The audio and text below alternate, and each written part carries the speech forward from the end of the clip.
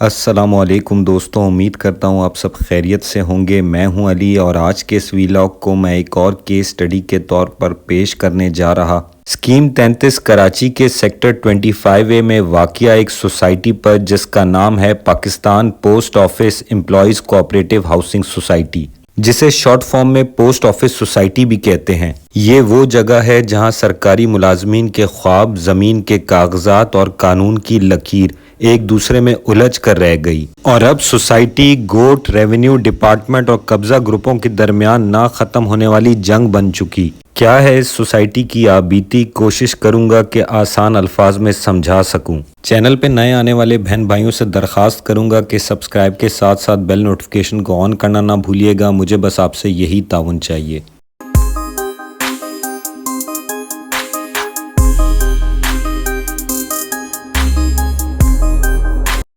دوستوں، post office employees cooperative housing society اپنے نام سے ہی بتاتی ہے کہ پاکستان پوسٹ کے ملازمین کے لیے بنائی گئی تھی۔ منصوبہ یہ تھا کہ اسکیم 33 سیکٹر 25A گلزار ہجری کراچی میں ملازمین کو گھر ملے، اپنی چھت ملے۔ لیکن وقت گزرتا گیا اور وہ زمین جس کی ملکیت کے کاغذ سوسائٹی کے پاس تھے آہستہ آہستہ ایک نئے نام سے جانی جانے لگی، اور وہ نام تھا عبداللہ شاہ غازی گوٹ۔ سوسائٹی کا یہ دعویٰ تھا کہ ان کی 65 ایکڑ زمین پر غیر قانونی قبضہ کر لیا گیا، جبکہ دوسری طرف کچھ لوگ یہ کہتے تھے کہ یہ علاقہ گوٹ آباد اسکیم کے تحت پرانا دہی گاؤں ہے جسے قانون کے تحت تحفظ حاصل ہے۔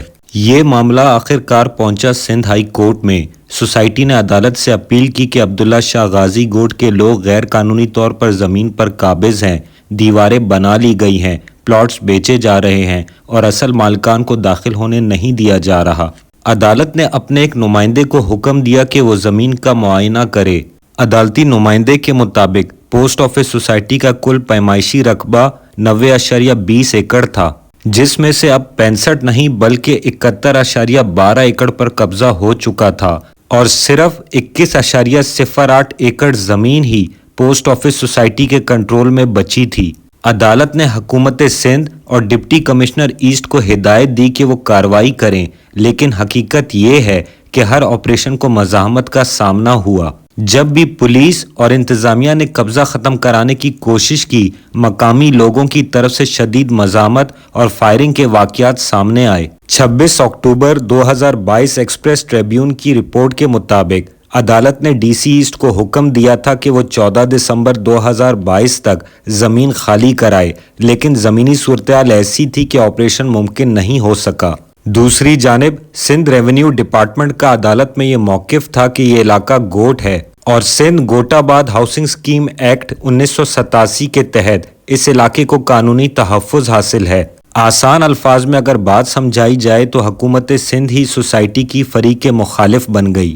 لیکن پوسٹ آفس سوسائٹی کے وکیل نے عدالت میں کہا، یہ قانون شہری علاقوں پر لاگو نہیں ہوتا، یہاں تو مکمل ہاؤسنگ اسکیم ہے، کوئی دیہی گاؤں نہیں۔ مزید اس کیس کی پیروی کرتے ہوئے سوسائٹی کے وکیل ایڈوکیٹ محمد اسلم گمن نے موقف اختیار کیا، یہ زمین بورڈ آف ریونیو کے ریکارڈ کے مطابق ہماری سوسائٹی کی ملکیت ہے۔ عبداللہ شاہ غازی گوٹ کو بعد میں غلط طریقے سے نوٹیفائی کیا گیا۔ دوسری جانب ایڈوکیٹ نذیر احمد راجپر نے گوٹ کے رہائشیوں کی نمائندگی کرتے ہوئے کہا، یہ گوٹ 1992 سے آباد ہے، حکومت سندھ نے اسے گوٹ آباد ایکٹ 1987 کے تحت ریگولائز کیا ہے، یہاں رہنے والے افراد غریب طبقے سے ہیں جنہیں بے دخل نہیں کیا جا سکتا۔ عدالت نے حکومت سے جواب طلب کیا، مگر معاملہ مزید الجھ گیا۔ اس دوران نیب نے بھی سوسائٹی کے سابق عہدیداروں کے خلاف تحقیقات شروع کی۔ نیب ریفرنس نمبر 57/2016 کے مطابق کچھ افسران پر الزام تھا کہ ترقیاتی کاموں کے نام پر 10 کروڑ 94 لاکھ روپے سے زائد رقم سوسائٹی کے بینک اکاؤنٹ سے نکالی گئی، اور سوسائٹی کی زمینوں کی الاٹمنٹ میں بھی بے ضابطگیاں پائی گئی۔ یعنی ایک طرف سوسائٹی اور گوٹ کے پیچیدہ معاملات تھے اور دوسری طرف سوسائٹی ہی کی اندرونی بدعنوانیاں، نتیجہ ایک ایسا تنازع جس نے اصل ممبران کو بیچ رستے میں لا کھڑا کیا۔ سندھ ہائی کورٹ نے بار بار سماعت کی، ریونیو افسران کو طلب کیا اور حکم دیا کہ زمین کی ملکیت اور سروے رپورٹ عدالت میں جمع کروائی جائے، لیکن عدالت نے واضح کیا کہ چونکہ یہ ملکیتی تنازع یعنی کہ ٹائٹل ڈسپیوٹ ہے، اسے عام آئینی درخواست میں حل نہیں کیا جا سکتا، لہٰذا سوسائٹی کو کہا گیا کہ وہ دیوانی عدالت یعنی سول کورٹ سے رجوع کریں۔ حالیہ 2024 میں عدالت نے کہا ملکیت کے تعین تک کسی بھی فریق کو زمین پر نئی تعمیرات یا فروخت سے روکا جائے، یعنی زمین پر اس وقت سٹیٹس کو نافذ ہے، نہ سوسائٹی تعمیر کر سکتی ہے، نہ گوٹ کے مکین اپنی زمین فروخت۔ دوستوں، اس وقت زمینی حقائق یہ ہیں کہ جب ٹیم نے زمین کا سروے کیا تو وہاں سوسائٹی کے خالی پلاٹس نہیں بلکہ آبادیاں، مساجد، سکول اور دکانیں موجود تھی۔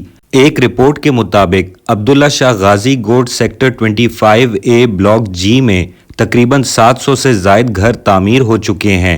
یہ گھر وہ لوگ چلا رہے جو پچھلی 3 دہائیوں سے یہاں مقیم ہیں۔ عبداللہ شاہ غازی گوٹ کے مکینوں کا موقف تھا، ہم نے یہ زمین ایجنٹ سے نہیں بلکہ گوٹ کمیٹی کے ذریعے لی ہے، یہ علاقہ 90 کی دہائی سے آباد ہے، اب ہمیں قبضہ گروپ کہنا زیادتی ہے۔ دوسری جانب سوسائٹی کے ممبران سالوں سے عدالتوں اور نیب کے چکر لگا رہے، ان کا کہنا ہے ہم نے قانونی فائلیں خریدی مگر اب ہماری زمین کسی اور کے قبضے میں ہے۔